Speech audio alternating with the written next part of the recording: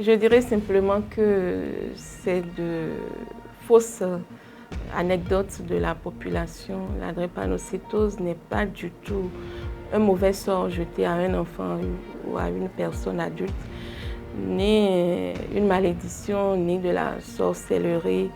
Non, pas du tout. La drépanocytose, c'est une maladie du sang.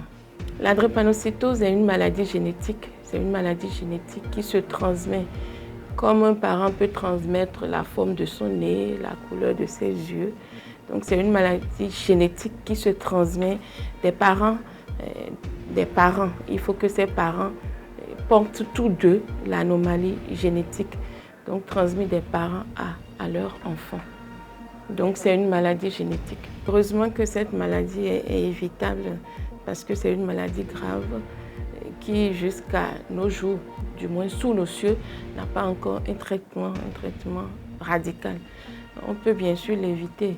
Il faut d'abord que la population soit informée, que nous, agents de santé, nous qui nous occupons spécialement de la prise en charge de cette pathologie, arrivent à réduire l'ignorance des populations pour que ces populations connaissent l'existence de cette maladie, ses manifestations, et savoir qu'il faut connaître son statut électrophorétique, c'est-à-dire il faut savoir si on a un type d'hémoglobine anormal, si on est malade ou si on est juste porteur